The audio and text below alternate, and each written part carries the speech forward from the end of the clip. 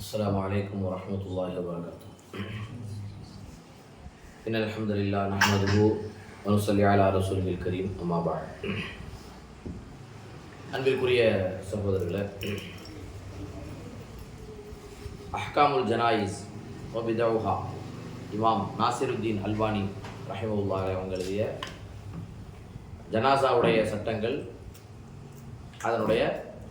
அதில் நடக்கின்ற பிதஅத்துகள் என்கிற புத்தகத்தை அடிப்படையாக வச்சு நம்ம என்ன செய்யலாம்னு சொன்னால் வகுப்பு நடத்தி கொண்டிருக்கிறோம். இந்த வகுப்பில் நம்ம சென்ற வகுப்பில் என்ன பார்த்தோம்? அவருக்கா முந்தைய வகுப்பில் இறக்கும் தருவாயில் இருக்கிறாரா இல்லையா, அவர் மீதுள்ள கடமை, இறக்கும் தருவாயில் இருக்கக்கூடிய ஒரு நபரின் மீதுள்ள கடமைகள் என்னென்ன அப்படிங்கிறத நம்ம பார்த்தோம். இப்போ இறக்கக்கூடிய நபருக்கு அருகில் இருப்பாங்க இல்லையா, பக்கத்தில் இருக்கக்கூடியவங்க, அவங்க யாராக இருப்பாங்க? இப்போ பையனாக இருந்தால் பாப்பா அம்மா இருப்பாங்க, பாப்பா அம்மா இருந்தால் பசங்க இருப்பாங்க, பிள்ளைங்க இருப்பாங்க. அதை தாண்டி பார்த்தீங்கன்னு சொன்னால் சொந்த பந்தங்கள் இருப்பாங்க, ஒரு நெருங்கிய உறவினர் இருப்பாங்க. அப்போ அந்த இறக்கும் தருவாயில் இருக்கக்கூடியவர் மீது, இறக்கும் தருவாயில் இருக்கிறாரா இல்லையா, அவருக்கு பக்கத்தில் இருக்கக்கூடியவங்க கடைபிடிக்க வேண்டிய கடமைகள் என்ன, அவங்க என்ன செய்யணும் அப்படிங்கிற தலைப்பில் தான் நம்ம இன்றைக்கி ஒரு சில செய்திகளை பார்க்க போகிறோம். முதல்ல என்ன பண்ணணும்னு சொன்னால், இறக்கும் தருவாயில் இருக்கக்கூடியவங்களுக்கு பக்கத்தில் இருக்காங்க இல்லையா, அவங்க என்ன பண்ணணும்னா, அந்த இறக்கும் தருவாயில் இருக்கிறார் இல்லையா, அவருக்கு ஏகத்துவ கலிமாவை என்ன செய்யணும், சொல்லிக் கொடுக்கணும். இது அவங்க செய்யக்கூடிய முதல் வேலை. முஸ்லீமில் இடம்பெற்றிருக்கின்ற ஒரு செய்தி, அபூ சயீத் அல் குத்ரி ரலியல்லாஹு அன்ஹு அவங்க அறிவிக்கிறாங்க. 916வது நபிமொழியாக இடம்பெற்றிருக்கிறது. லக்கினு மௌதாக்கும் லா இலாஹ இல்லல்லாஹ், உங்களில் இறக்கும் தருவாயில் இருக்கக்கூடியவர்களுக்கு லா இலாஹ இல்லல்லாவை சொல்லிக் கொடுங்கள். தல்கீன் அப்படின்னு நம்ம சொல்லுவோம், தல்கீன் நம்ம கேள்விப்பட்டிருக்கோம். தல்கீன்னா என்ன, எப்போ ஓதப்படும் தெரியுமா? தல்கீன் அப்படிங்கிறது ஒரு மையத்தை கொண்டு மையத்தை கொண்டு கபரில் அடக்கம் பண்ணதற்கு பிறகு அஜரத் என்ன செய்வார், மையத்தினுடைய தலைமாட்டில் உட்காந்துட்டு என்ன செய்வார், தல்கீன் சொல்லுமா இல்லையா. விமான் ரப்புக்க, இப்போ மன்கர் நக்கீர் வருவாங்க, அவங்கள்ட்ட கேட்பாங்க, அல்லாஹ்னா யாருன்னு கேட்பாங்க, நீ சொல்லு, இந்த மாதிரி ரப்பு யாருன்னு கேட்பாங்க, அல்லான்னு சொல்லு, அப்படி சொல்லி கொடுப்பாங்க. இப்போ ரசூல் ஸல்லல்லாஹு அலைஹி வஸல்லம் சொன்னதுக்கு அப்படியே ஆப்போசிட்டாக இருக்குது. இறந்தவருக்கு சொன்னால் ஏதாவது கேட்குமா? இன்னக்க லா துஸ்மிஉல் மௌத்தா, அல்லாஹ் சொல்லலாம், இறந்து போனவர்களையும் உம்மால் நபியே செவியேற்க செய்ய முடியாது, கபரில் உள்ளவர்களையும் உங்களால் உமா அன்த பி முஸ்மைன் மன்ஃபில் குபூர், கபரில் உள்ளவர்களை உங்களால் கேட்க வைக்க முடியாதுன்னு அல்லாஹ் தஆலா சொல்லலாம். அப்போ இறந்து போனவர்களால் கேட்க முடியாது, அவங்களால பார்க்கவும் முடியாது, பேசவும் முடியாது, செயல்பட முடியாது. அப்போ நம்ம மக்கள் என்ன பண்ணுறாங்கன்னு சொன்னால், சில பேர் விவரம் இல்லாமல் தெரியாமல் இறந்து போனவர்களுக்கு போய் என்ன செய்கிறாங்க, இந்த தல்கீன்னு சொல்லிட்டு லா இலாஹ இல்லாவும் அந்த மாதிரி ரசூலா பற்றியும் இஸ்லாத்தை பற்றியும் சொல்லி கொடுத்துக்கிட்டு இருக்கிறாங்க. இது தவறு. இது ரசூல் ஸல்லல்லாஹு அலைஹி வஸல்லம் நமக்கு காட்டி தரல. இங்கே ரசூல் ஸல்லல்லாஹு அலைஹி வஸல்லம் என்ன சொல்கிறாங்கன்னா, லக்கீனும் மௌத்தாக்கும், இதுக்கு வேறு மாதிரியும் அர்த்தம் வைக்கிறாங்க.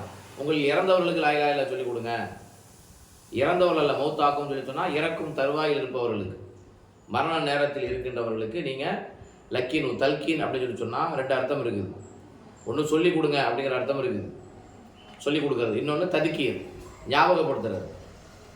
அப்போ இறக்கும் தருவாயில் இருக்கக்கூடியவங்களுக்கு பக்கத்தில் இருக்கிறவங்க என்ன செய்யணும்னு சொல்லி சொன்னால், அவங்களுக்கு என்ன செய்யணும், லா இலாஹ இல்லல்லாஹ்வை என்ன செய்யணும், சொல்லிக் கொடுக்கணும். ஒன்று.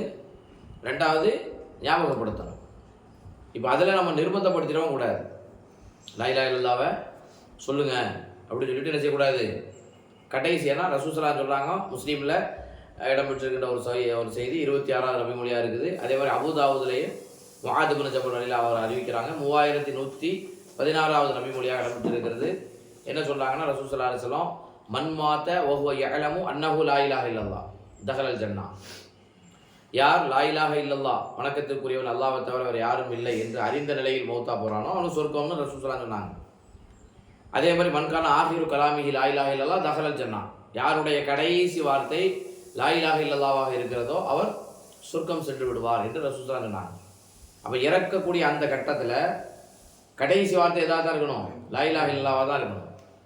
அப்போ லா இலாஹ இல்லல்லாஹ்வை நீங்கள் என்ன செய்யணும், சொல்லிக் கொடுங்க. ஒன்று, அதை நிர்பந்தப்படுத்தாதீங்க.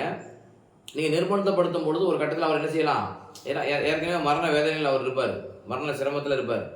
அந்த நேரத்தில் போய் நம்ம வந்து சொல்லுங்க லாய் லாய் லா சொல்லுங்கன்னு சொல்லி சொன்னால் ஒரு கட்டத்தில் அவர் சொல்ல முடியாத ஒரு சூழல் வந்துடலாம். சொல்ல முடியாது போங்க அப்படின்னு சொல்லிட்டா அந்த மாதிரியான ஒரு கட்டம் ஏற்பட்டுறக்கூடாது என்பதற்காகத்தான் ரசூலுல்லாஹ் என்ன சொல்கிறாங்கன்னா, ஒரு தடவை லாய் லாய் லா சொல்லுங்க, அதுக்கப்புறம் நீங்கள் என்ன செய்யணும், ஞாபகப்படுத்துங்க. ஞாபகப்படுத்த தான் நீங்கள் பக்கத்தில் இருக்கிறவங்க என்ன செய்யுங்க, நீங்கள் லா இலாஹ இல்லல்லாஹ் சொல்லுங்க, ஞாபகப்படுத்திக்கிட்டு இருங்க. சில பேருக்கு வந்து வாய் வராது, இறக்கும் தருவாயில் இருக்கிறவங்களுக்கு என்ன செய்யாது, வாய் பேச முடியாது, ஆனால் காது கேட்கும். அப்போ என்ன செய்யாது, அவங்க சொல்லணும்னு நினைப்பாங்க.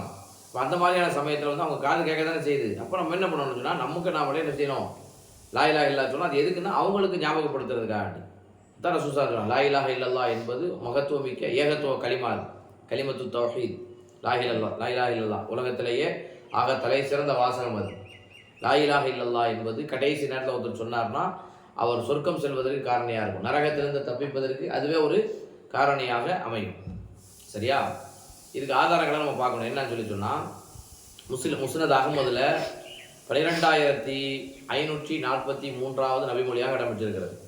என்ன அப்படின்னு சொன்னால், அனஸ் அவங்க அறிவிக்கிறாங்க, ரசூலுல்லாஹி ஸல்லல்லாஹு அலைஹி வஸல்லம் அவருடைய மாமாமார்கள் ஒருத்தர் பனு நஜ்ஜார் அப்படிங்கிற குலத்தை சார்ந்த ஒரு மனிதர் நோய்வாய்ப்பட்டிருக்கிறாரு. அவங்கள ரசூல் ஸல்லல்லாஹு அலைஹி வஸல்லம் நல்ல விசாரிக்க போகிறாங்க. அப்போ ரசூல் ஸல்லல்லாஹு அலைஹி வஸல்லம் ரசூலுல்லாஹ் கிட்ட அவர் கேட்குறாரு. ரசூல் ஸல்லல்லாஹு அலைஹி வஸல்லம் அவங்கள பார்த்து சொல்றாங்க, யா கால் குல் லா இலாஹ இல்லல்லாஹ். ரசூல் ஸல்லல்லாஹு அலைஹி வஸல்லம் மாமாவே நீங்கள் என்ன செய்யுங்க, லா இலாஹ இல்லல்லாஹ் சொல்லுங்க அப்படின்னு ரசூல் ஸல்லல்லாஹு சொல்றாங்க. அப்போ அவரு கேட்குறாரு, நான் உனக்கு மாமாவா சித்தப்பாவாப்பான்னு கேட்குறாங்க. நான் உனக்கு மாமாவா அல்லது சிறிய தந்தையா? இப்போ ரசூல் ஸல்லல்லாஹு சொல்றாங்க, இல்லைப்பா நீங்கள் எனக்கு மாமா தான் சொல்லிட்டு இப்போ நீங்கள் லா இலாஹ இல்லல்லாஹ் சொல்லுங்க.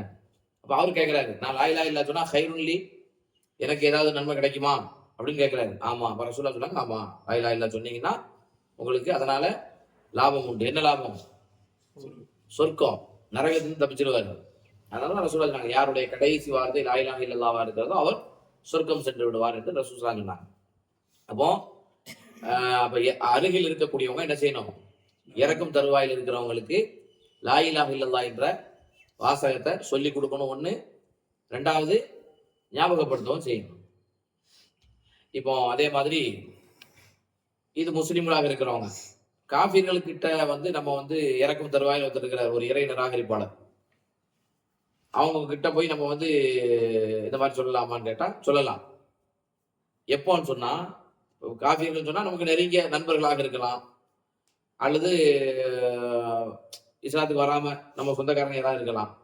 அப்போ அவங்க வந்து இஸ்லாத்துக்கு வருவாங்க, வரலாம், வந்தால் நல்லா இருக்குமே அப்படிங்கிற ஒரு நம்பிக்கை, ஒரு பேராசை, ஒரு ஆதரவு இருந்துச்சுன்னா அந்த மாதிரியான நபர்கள் இறக்கும் தருவாயில் இருந்தால் அவங்ககிட்ட போய் நம்ம என்ன செய்யணும், தாவா பண்ணணும்.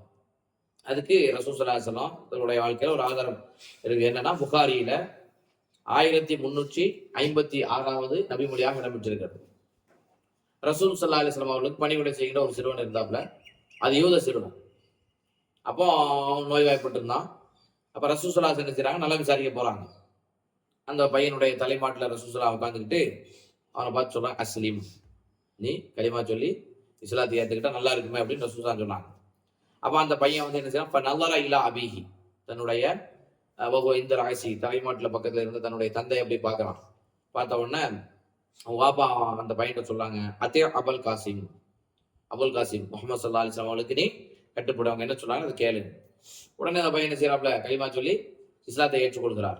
அப்போ ரசூலுல்லாஹி ஸல்லல்லாஹு அலைஹி வஸல்லம் என்ன செய்யறாங்கன்னா, சொல்லிக்கிட்டே வெளியில வர்றாங்க, அல்ஹம்துலில்லாஹி அல்லதி அன்கதஹு பி மினன் நார், என் மூலமாக நரகத்திலிருந்து இந்த சிறுவனை காப்பாற்றி அல்லாஹ்வுக்கே எல்லா புகழும் என்று ரசூலுல்லாஹி ஸல்லல்லாஹு அலைஹி வஸல்லம் சொல்றாங்க.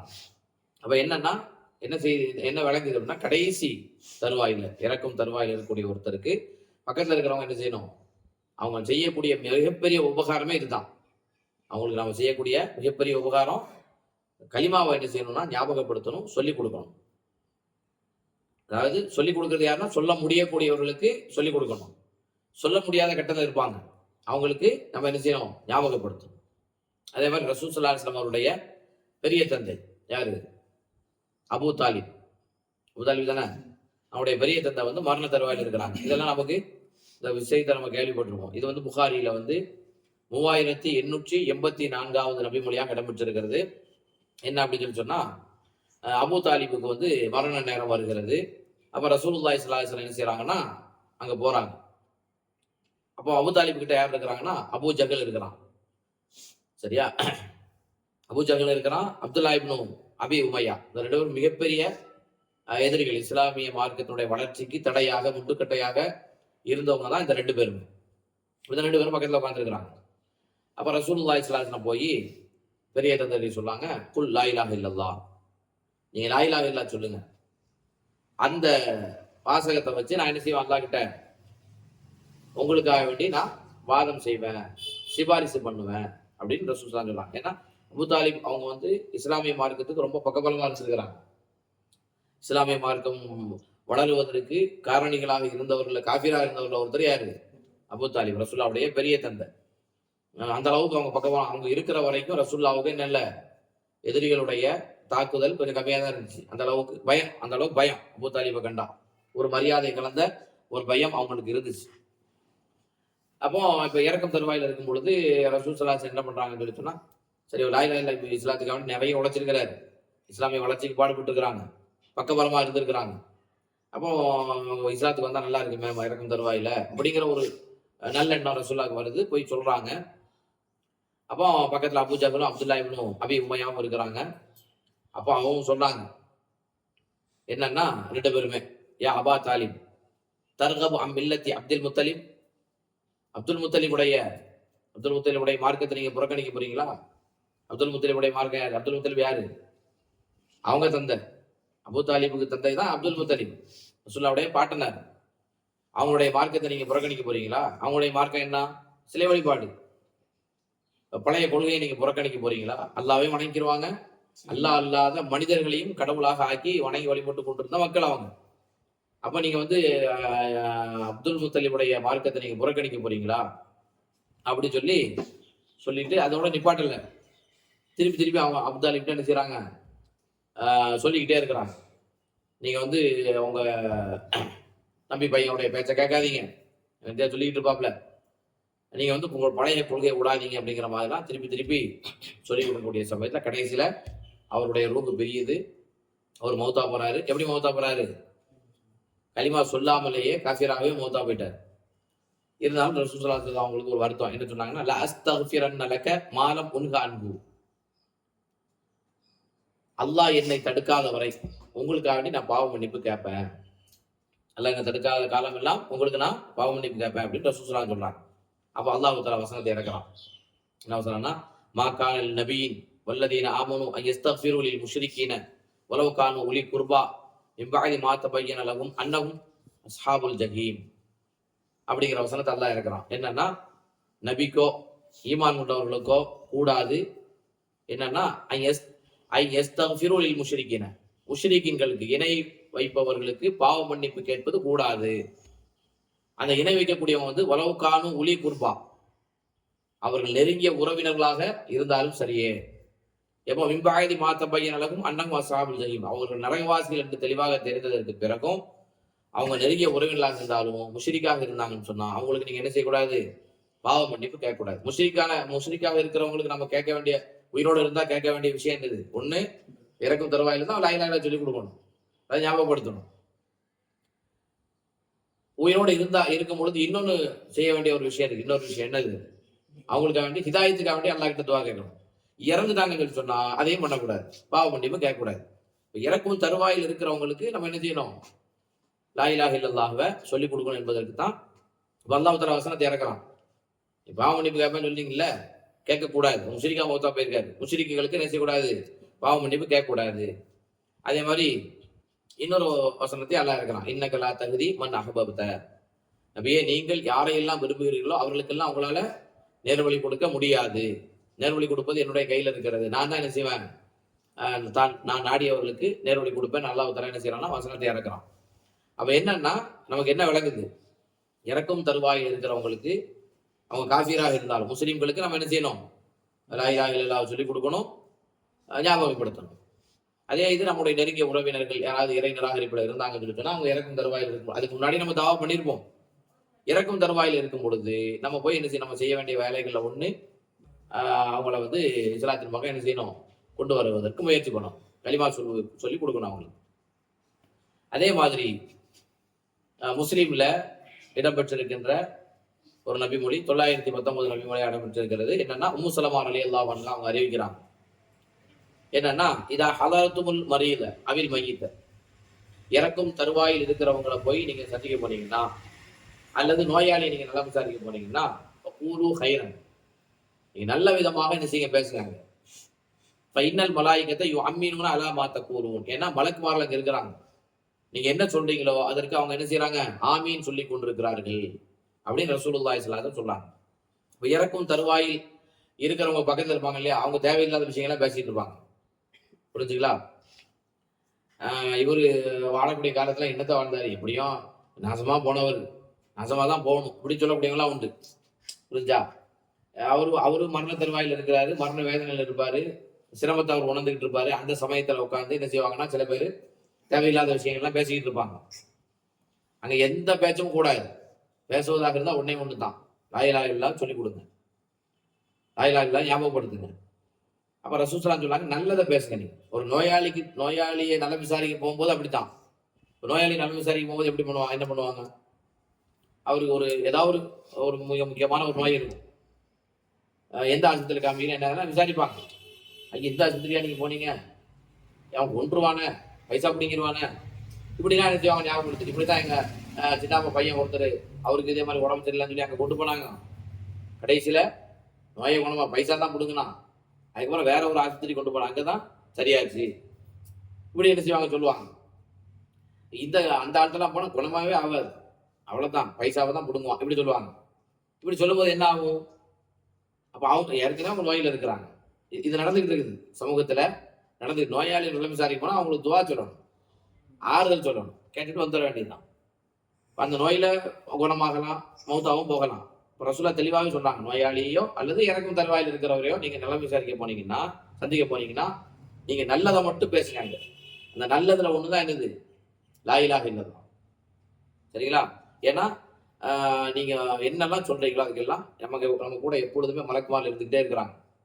அந்த மலக்குமார்கள் என்ன செய்யறாங்கன்னா, நம்ம சொல்லக்கூடிய பிரார்த்தனை பண்ணக்கூடிய அது சாபமாக இருக்கலாம் அல்லது துவாவா இருக்கலாம். யாரையும் சபிக்கவும் கூடாது, அதே நேரத்துல